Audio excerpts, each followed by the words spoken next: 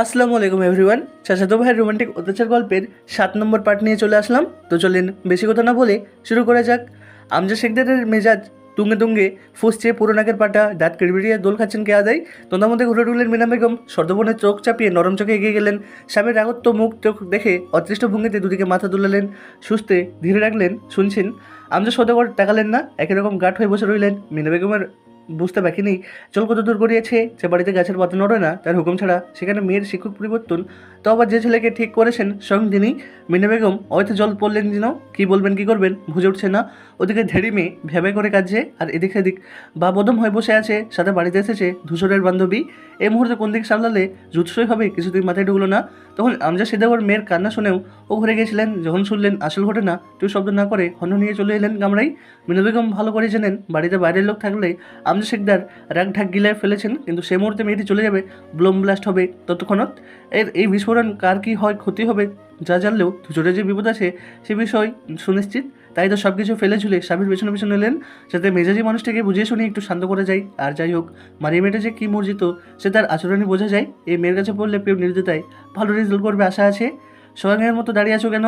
গরু গম্ভীর নরসটাই নড়েচড়ে উঠলেন মিনা বেগম। জ্ঞান ছুটে গেল, তন্ত্রষ্ট হয়ে তাকালেন স্বামীর দিকে। আমজা শেখদার তখনও চেয়ে আরেক দিকে। মিনা বেগম নরম শুনতে বললেন, আপনি কি রাগ করেছেন? করার কথা নয় বলছো? পাল্টা প্রশ্নে মিনা বেগম ভ্রুকুটিয়ে বললেন, রাগ করবেন কেন? ধূসর পন্থার মধ্যে খেকিয়ে উঠলেন আমজাদ। চুপ করো, সারাক্ষণ ধূসর ধূসর। ওই সাহস কী করে হয় আমার ঠিক করে ছেলেটিকে ছাড়িয়ে নিজের টিচার নিয়ে আসার? এরকম বলছেন কেন? পিউকে ধূসরের পর কেউ ওকে খারাপ চাইবে? মেয়েটার নেটগাট ফয়সালার পড়ানোর ধরন ওর ভালো লাগেনি বলে মানা করেছে। এমনি এমনি কোনো কাজ করার মতো ছেলে আমাদের ধূসর নয়। আমরা সে দেখার দাঁত চেপে চোখ বুঝে শ্বাস ফেলে বললেন, যে ছেলে নিজের ভালোই বোঝে না সে কী করে আমার মেয়ের ভালো বুঝবে? এত টাকা পয়সা খরচ করে বিদেশে পড়তে পাঠিয়েছিলাম, আশা করলাম ফিরে এসে শক্ত হাতে ব্যবসা সামলাবে, কিন্তু না, সে ব্যস্ত অন্যদের পেছনে চামচামি করতো, বেকার বনে ঘুরে বেড়াচ্ছে। এ নাকি আবার এমনি এমনি কোনো কাজ করে না। ধূসরকে তাচ্ছিল্য করে কথা বলায় মিনা বেগমের মুখ চুপসে এলো। সবাই গিয়ে বললেন, এভাবে বলছেন কেন? ধূসর বেকার কে বলেছে? রাজনীতি কি পেশা নয়? ও তো আপনাদের টাকা এক জোড়া জুতোও কেনে না। তাহলে কথায় কথায় ছেলেটাকে এত হে করে কথা বললেন কেন? আমজা সিকদার চোখ মুখ কুচকে বললেন, রুবাইদার থেকেও এই ছেলের প্রতি দেখছি তোমার টান বেশি। ওকে কিছু বললেই কোমর বেঁধে ঝগড়া করতে আসো। ছেলেকে রুবাইদার একার? বাড়ির প্রত্যেকটা সন্তান আমাদের প্রত্যেকের। ওসব তো আপনি নিজে আমাকে শিখিয়েছিলেন। আর আপনি নিজেকে ধূসরকে কম ভালোবাসেন? মন মতো কাজ বাজ করে না বলে আপনার এত হত্যিভূমি, নাহলে এরকমটা আপনিও করতেন না। আমি ভালো জানি। আচ্ছা সব বাদ, একটা কথা তো অস্বীকার করতে পারবেন না, ধূসরের মতো রেজাল্ট আমাদের এই তোল্লাটা কজনের আছে বলুন তো? পড়াশোনায় তো ওর মতো দুর্দান্ত মাথার ব্রেইন বা আছে কার? এসব ক্ষেত্রে আপনার আমার থেকেও বেশি ভালো বুঝবে, তাই না? যুক্তিটা মানুষ হয়। ভেতর ভেতর আমজা শেখদার নিজেও জানেন ধূসরের পড়াশোনার এই গুণের কথা। সাথে ছেলে মাধ্যমিক বুদ্ধিকারী, অফিসের লোকজনের সঙ্গে বন্ধু বান্ধবদের সঙ্গে একসময় নিজেও গুনগুন গিয়েছেন এই ছেলেকে নিয়ে। আর এখন দুঃখটা শেখেনি। সূক্ষ্ম হাসলেন তিনি, আফসোস করে বললেন, কী লাভ হলো এত ভালো ব্রেইন দিয়ে? না পারলো একটা ডাক্তার হতে, না পারলো ইঞ্জিনিয়ার। আপত্রে টান সব। মিনা বেগম এতক্ষণ কোমল স্বরে কথা বললো, এবার খেয়ে হারালেন। কঠিন কিছু জিবার গোটাকা এলো, বলতে পারলেন না। স্বামীর মুখের দিকে করে জবাব দেওয়ার অপরটা হবেন তাকে দিয়ে। তাই মিনমিন করে বললেন, সবাইকে ডাক্তার ইঞ্জিনিয়ার হতে হবে এরকম কোনো কথা নেই। ধূসরের প্রতি আমাদের বিশ্বাস আছে, ও ঠিক একদিন অনেক বড় নিতে হবে। সেদিন আপনিও ওর কাজে বুক ফুলিয়ে গর্ব করে বলবেন, ও আমাদের বাড়ির ছেলে, আমার বংশের গৌরব। আমজা শিকদার বিদ্যুৎ গ্রুপ হেসে উড়িয়ে দিলেন কথাটা। দীর্ঘশ্বাস ফেলে দুপাশে মাথা নেড়ে বললেন, তাহলে তো হয়েই যেত, হবে একদিন না একদিন আমার কথাটা ফেলবেন ইনশাল্লাহ।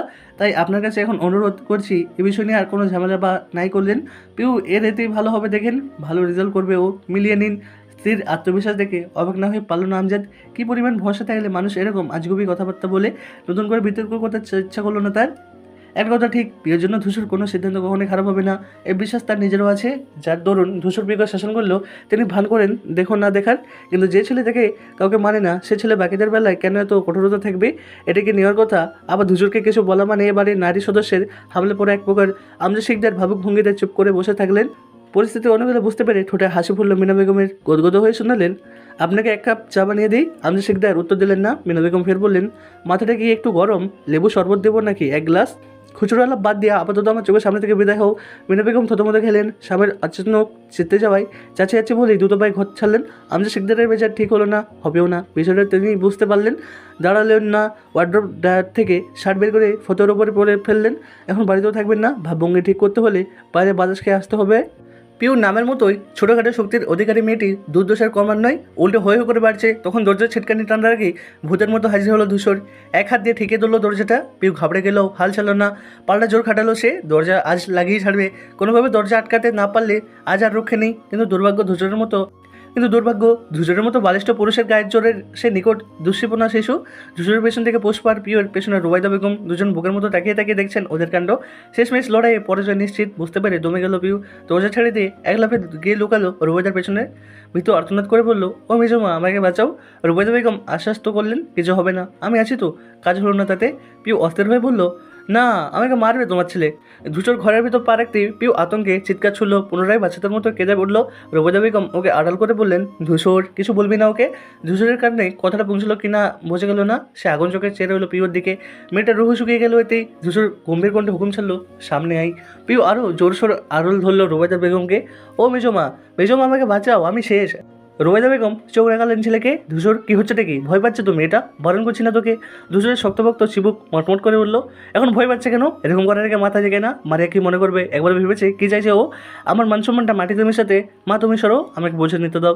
ও এমন করলো কেন বলতে হবে আমাকে? এখনই তুমি সামনে আসবে পিউ, খুব খারাপ হবে না হলে। পিউর হাত পা থরথর করে কাঁপছে, এক প্রকার আগ্রে পৃষ্ঠে খামচে ধরেছে মেজমাকে। রুবাইদা বেগম হাজার বলেও কয়েক ছেলেকে বোঝাতে পারলো না। ধূসর টকটকে মুখমণ্ডল দেখে বোঝা যাচ্ছে কি মারাত্মক রেগে গেছে, কিন্তু ওকে খবরটা দিল কে? পিউ কিছুতেই চোখ তুলল না।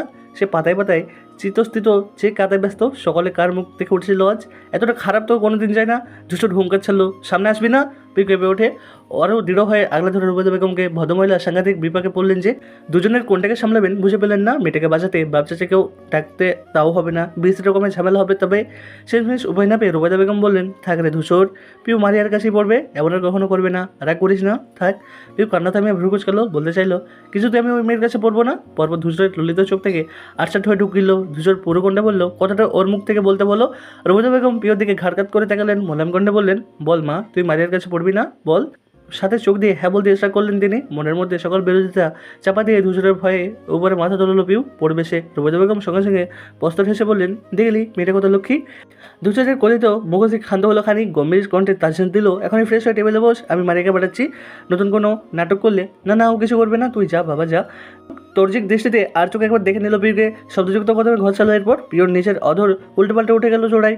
কষ্টরোগে দুঃখে মন চাইলো বারান্দা থেকে ঝাঁপ দিতে। ধূসর ভাই ওই মেয়ের জন্য এত কিছু বলে গেল, রাগ দেখালো, এতটা গুরুত্ব তো আমাকে দেননি উনি। পিউ ঝরঝর করে কাটবে। এর আগে রুবাইদা বেগম গাল ধরে বললেন, ইস কি অবস্থা চেহারার, যা মা চোখ মুখে একটু পানি দেয়, খেতে পেয়েছে, খাবি কিছু। পিউ দুপাশে মাথা নাড়ালো, নাকটা নিয়ে বেশিনের দিকে হাঁটা তুললো। পুষ্প খাম্বার মতো সোজা দাঁড়িয়ে এতক্ষণ নীরব দর্শক মনে গেছে। পিউ বাস কাটিয়ে যাওয়ার সময় দুঃখী কণ্ঠে বলল, কেন যে শুধু শুধু কান্নাকাটি করতে গেলি? ধূসর ভাই আসতি তো, হাওয়ায় বেরিয়ে গেল সব। পিউ ছাট করে উঠলো, তুই যে আজকাল কোথায় কোথায় উকি মারছিস, আব্বুকে গিয়ে বলবো। তৎক্ষণাৎ মেয়েটা চিমসে যায়। পিউ আর কিছু বললো না, তবে মনে মনে জোরালো প্রতিজ্ঞা করলো, এত যখন কাঁদাচ্ছেন ধূসর ভাই, সব কড়াই গন্ডে শোধ করবো একদিন। পিউ ঠিকঠাক হয়ে টেবিলে বসার পরে মারিয়া পড়তে এলো। মিনা বেগমের ঠোঁটে সেই ক্ষীণ বিজয় চাপা হাসি ফুটলো। গর্বিত হলেন, তার ঘাটতারা মেয়েকে ঠিক করতে ধূসরের জুড়ি নেই, কিন্তু কথা হলো ওকে ডাকলো গে। প্রত্যেকেরই এক প্রশ্ন, অথচ জবাব পাওয়া গেল না। পিওর কান্না বন্ধ হলো, হেঁচকে টানছে, নাক টানছে। মারিয়া সহজ স্বাভাবিকভাবে পড়তে শুরু করলো। হাবভাব দেখে বোঝার উপায় নেই বাড়িতে ঢোকার পর কি লঙ্কা কাণ্ড ঘটেছে। মারিয়া জিজ্ঞেস করলো, আজ তো প্রথম দিন, কি পড়বে পিউ? পিউ থমথমে কণ্ঠে জবাব দিল, আপনার যা মন চেয়ে পড়ান না। তোমার একটা কথার মধ্যে প্রবেশ করলো ধূসর। সুযোগ মারিয়াকে শোধালো, কোনো সমস্যা হচ্ছে মারিয়া? আজ শুনে পিউ পেছনে ঘুরে তাকালো না। মারিয়ার পেছনে থাকা থাই গ্লাসের দিকে তীক্ষ্ণ চোখে চেয়ে রইলো। ধূসরের প্রতিবিম্ব পোস্টান দেখে নেই। মারিয়া মৃদু হেসে বললো, না না, সমস্যা হচ্ছে না, বরং তোমার বাড়ির লোক এত আমায়িক, আমার তো ভালো লাগছে। শুধু দাঁত কপাটে চেপে ধরলো। মেয়েটা তার ধূসর ভাইকে তুমি তুমি করছে কেন? ধূসর অমত জবাব দিল, বেশ, কোনো কিছুর প্রয়োজন হলে বড় মাকে বলবে, সংকোচ করবে না। মিটিং শুরু হওয়ার কথা ছিল যখন, তার থেকে 1 ঘন্টা পার হয়েছে, অথচ এখনো পার্লামেন্টে হাজির হয়নি ধূসর। ইকবাল বারবার হাত ঘুরে দেখছে, দু হাতে কোমর থেকে উদ্যব হয়ে তাকাচ্ছে গেটের দিকে, কিন্তু তবু বিরক্তি ছেড়ে ফোটা দেখা যাচ্ছে না চেহারায়। এই যে এতক্ষণ ধরে ধূসর আসেনি, এটা যেন স্বাভাবিক, তবে বাকিরা অধৈর্য হয়ে পড়েছে। বসে বসে ঝিমোচ্ছে কেউ। এতটা সময় বসতে বসতে পেট ধরে গেছে অনেকের, কিন্তু টু শব্দ করে আর চলবে না। ইকবালের ঘোষণা যখন ধূসর না এলে সব মিটিং শুরু হবে না, তখন হবেও না। আর সভাপতির মুখের উপর কথা বলার জন্য যেটুকু বক্ষপিট প্রয়োজন তা ওদের নেই। ইকবালের গ্রুপের আরও একজন হলো সোহেল। একসাথে পড়াশোনা করেছে সেও। এই 1 ঘন্টায় এ অবধি 4টে সিগারেট টেনেছে। এ মাথা থেকে ও মাথা হাঁটছে, হাত নিষ্পিস করছিল ধূসরকে ফোন করতে, অথচ ইকবালের কোড়া নিষেধ, ফোন করে চলবে না। ধূসর কি নাকি গুরুত্বপূর্ণ কাজে ব্যস্ত, সেখানে ডিস্টার্ব করলেই কাটে যাবে করদান। সোহেল বড় করে হাই তুললো, ঘুম পাচ্ছে এখন।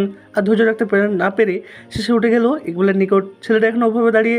সোহেল কপাল গুছিয়ে বলল, হ্যাঁ রে ভাই, আর কতক্ষণ লাগবে ওর? ফোন কর না একবার। ইকবাল তাকালো না, গেটের বানে চেয়ে রেখে বলল, না, চলে আসবে। সোহেল চবর্গীয় শব্দ করে বলল, বুঝলাম বুঝলাম না, তোর মিটিং শুরু হতেই ধূসরকে কেন লাগবে? তুই হলি এখানকার সভাপতি, আর ধূসর সহ সভাপতি, ওর থেকে তোর বেশি ক্ষমতা, তুই শুরু করলি তো হয়, তাই না? ইকবাল ফিরল ওর দিকে, মুচকে হেসে বলল, ধূসর তোকে ঠিক নামিয়ে ডাকে, তুই আসলেই ছাগল। সোহেলের উদ্বেগ ও চোখ মুখ শীতল হলো, কালো হয়ে এলো সাথে সাথে, মন খারাপ করে বলল, আজ পেটের মধ্যে ইয়ারফোনের প্যাচ নেই বলে এভাবে বললি? এই তুই আমার ছোটবেলার বন্ধু। ইকবাল আবার হাসলো, সোহেলের কাঁধ পেঁচিয়ে বলল, গাধা মজা বুঝিস না, গাধা মজা বুঝিস না। শোন, আজকে তোকে একটা সহজ কথা বুঝিয়ে দিই, সেটা হলো ধূসরের এক কথায় যা বুদ্ধি তা তোর আর আমার দুটো মাথা এক জায়গায় করলেও হবে না, বুঝলি? সোহেল বাঁকা বাঁকা চাহনিতে দেখে মাথা নাড়ালো, বুঝেনি। ইকবাল বললো, জানতাম তুই বুঝবি না। আচ্ছা দেখ, এই অবধি যত মিটিং আলোচনা করা আমরা করেছি তার সব থেকে বেশি কথা কে বলে? ধূসর। আমরা যদি কোনো সিদ্ধান্ত নিই সবার আগে সেই উপস্থাপন কে করে? ধূসর। যে কোনো ঝুট ঝামেলা মেটাতে সবার আগে ঝাঁপিয়ে পড়ে কে? সোহেল এবারও মাথা তুলিয়ে বললো, ধূসর। তাহলে সব থেকে বেশি কৃতজ্ঞ কার? ধূসরের। ইকবাল ওর কাজ চাপড়ে বললো, সাবাস, বুদ্ধি খুলেছে। তোকে একটা সিক্রেট কথা বলি, শোন। এরপর ইকবাল ফিসফিস করে বলল, আমি নামেই সভাপতি আর ধূসর নামেই সহ সভাপতি, বুঝেছিস? সোহেল মাথা চুলকে বলল, না। আহাম্মক। এর মধ্যে ধূসরের বাইকের শব্দ পেল ইকবাল। এর মধ্যে ধূসরের বাইকের শব্দ পেল ইকবাল। সোহেলকে দেখে এগিয়ে গেল ওর দিকে। ধূসর বাইক স্ট্যান্ড করছে কেবল। ইকবাল গিয়ে বলল, কিরে শালা, মিলল তোর কাজ? ধূসর ছোটো করে জবাব দেয়, এরপর চোখ শুরু হয়ে গেল, তোর শালা আমি। ইকবাল লজ্জা পেয়ে ঘাড় চুলকালো। ওর সঙ্গে এড়াতে বললো, তা তোর ক্লান্ত লাগছে না? এই বয়সে বিয়ে ছাড়াই বাচ্চা সামলাচ্ছিস যে? ধূসর একদম স্বাভাবিক কণ্ঠে বলল, জানতাম এরকম কিছু ঘটবে, প্রস্তুত ছিলাম। ইকবাল বড় করে শ্বাস টেনে বলল, বুঝলাম, এসব তোর দ্বারাই সম্ভব। আচ্ছা চল, এবার অনেক সময় হয়ে গেছে, আসল কাজ শুরু করি। রাত 8টা বাজে। পুষ্পর বিছানায় তদন্ত কমিটি বসেছে। সুমন বেগম, পুষ্প আর পিউ অংশ নিয়েছে সেখানে। সুমনা বেগম ওদের চাচি হলেও মিশন ঠিক বন্ধুর মতো। আপাতত তিনজনের একটা প্রশ্ন, ধূসরকে খবরটা দিল কে? পিউ ভেবেছিল পুষ্প আনিয়েছে ধূসরকে, সেজন্য তখন চটপট দেখালো ওরকম। পরে জানলো পুষ্প কিছু জানে না এসবের। এর কে একেবারে প্রত্যেকে জিজ্ঞেস করার পর ঘরের শত্রু বিভূষণের কাজটা কে করলো? ধূসর ওই সময় না এলে মায়ের কাছে জোরপূর্বক পড়তে হতো না তার। উল্টো ওর কান্নাকাটি দেখে বাবা ঠিকই পাঠিয়ে দিতেন মেয়েটাকে। দেখ, সব মাটি হয়ে গেল। সলা পরামর্শ করে কোনো উত্তর পাওয়া গেল না। যখন সবাই হার মেনে বসে রইল, খন্দকার নিরবতা চলো তিনজনের। হঠাৎ পুষ্প শুধালো, আচ্ছা মারিয়াপু কেমন পড়ান? পিয়ের অধিভক্ত মুখ পাল্টালো, যেন শুধালো তার জাতশত্রুর নাম। ইচ্ছে হলো বলবে বিশ্রী পড়ায় বাজে পড়ায়, এত খারাপ কেউ পড়াই না। পরে বললো, মিথ্যা বলে লাভ নেই। হাসিন জবাব দিল, একদিন পরে বুঝিনি, অপেক্ষা কর, 2 দিন পর জানাবো। পিউ মিটিমিটি হেসে বললো, ধূসর ভাই আজ যা দিল না পিউকে ছোটো মা। ধূসর ভাই আজ যা দিল না পিউকে ছোটো মা। ওনাকে দেখে ওর হাত পা একদম কাঁপছিল। দেখো, পিওর কাঁপাকাঁপিকে অনুভব করে দেখলো পুষ্প। সুমনা বেগম হেসে উঠলেন। পিউ যেতে বললো, ওনাকে দেখলে তুই বোধহয় কাঁপিস না? সেদিন যখন ধূসর ভাই তোকে একটা ছেলের সাথে কথা বলতে দেখেছিলেন, মনে আছে? ভয় দরজা আটকে বসেছিলি। পুষ্পর কথা বন্ধ হয়ে গেল। হাসি হাসি মুখটা দপ করে নিভে গেল। মিনমিন করে বললো, ওটা তো পিউ তদমধ্যে বললো, থাক থাক, এমনি নাকি আমার জানা আছে। সুমনা বেগম বললে, তোর ঝগড়া করছিস কেন? আর ও পিউ, তুই বা মুখটা এমন হাতির মতো করে রেখেছিস কেন? হাস একটু, চল লুডো খেলি আমরা। পিউ দীর্ঘশ্বাস পেলে বললো, না গো ছোটো বাবা, ভালো লাগছে না আমার। যতক্ষণ অবধি না জানবো ধূসর ভাইকে কে ফোন করলো, ততক্ষণ অবধি শান্তি নেই। অথচ মনে মনে বললো, যতক্ষণ অবধি ওই মারি পেতনিকে না তাড়াবো ততক্ষণ অবধি ঘুমও হবে না আমার। হঠাৎ দরজা দৌড়ানো। রাদীপ হই হই করে বললো, বড় ভাইকে তো ফোন করেছি আমি। পিউ আপু সকালে চোখেতে তাকালো ওর দিকে। পুষ্প অবাক হয়ে বললো, তুই কেন? রাদীপ তার হাফ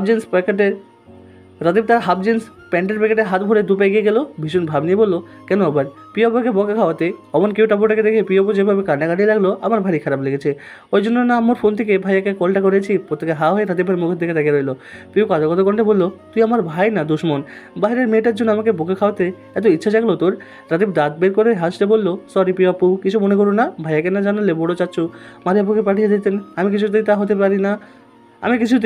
দিতে পারি না। ওনার চুলগুলো দেখেছো তোমরা, কি সুন্দর আর লম্বা। আর তোমরা কি করো? কেটে কুটে সব ছোটো করে রাখো, ছাগলের দাড়ির মতো। ভালো লাগে না। তোমরা অনীহা প্রকাশ করলো রাদীপ। পিউ নাক ফলিয়ে বললো, তবে রে দাঁড়া। বিভু সঙ্গে পেতেই দৌড় লাগালো রাদীপ। পেছনে ছুটলো পিউ। আজ এই পিচির 12টা বাজাবে। দাঁড়া বলছি, দাঁড়া। রাদীপ ছুটতে ছুটতে বললো, পাগল নাকি? আমি দাঁড়ায়, তুমি আমাকে ইচ্ছা মতো কেলানি দাও। দেখতে দেখতে রাদীপ সিঁড়ি বেয়ে নেমে গেল। পিউ একরকম ছুটছে পেছনে। চোপা বেগম টেবিল থেকে মুছতে মুছতে সাবধানে বানিয়ে দিলেন, আহা আসতে পড়ে যাবি। রাদীপ খিলখিল করে হেসে দাঁড়িয়ে বললো, সদর দরজার সামনে মাথা নেড়ে বললো, এসো ধরবে এসো। পিউ ধরতে আসতে রাদীপ সরে গেল। ঠিক তখনই সময় হলো। পিউ ঘুরতে এগোতেই রাদীপ সরে গেল। ঠিক সেই সময় হাজির হলো সাদিফ। অফিস থেকে ফিরেছে সে।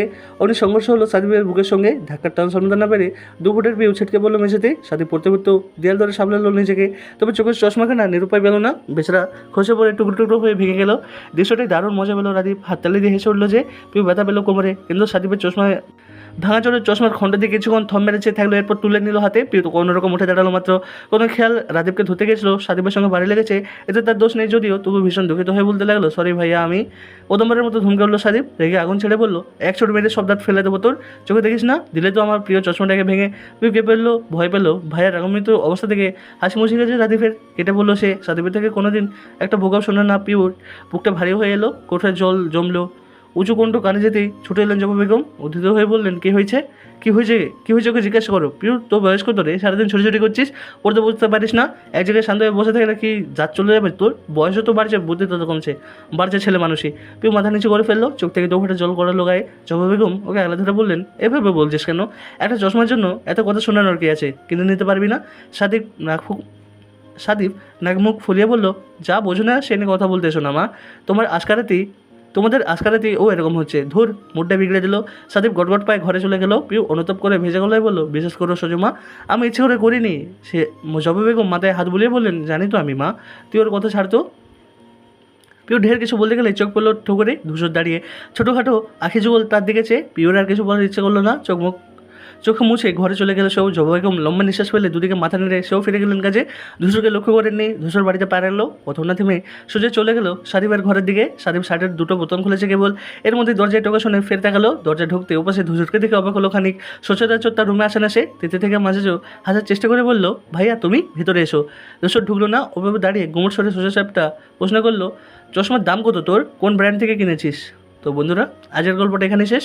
পরবর্তী পার্ট শুনতে হলে আমাদের চ্যানেলে সাবস্ক্রাইব করে আমাদের পাশে থাকুন। ধন্যবাদ।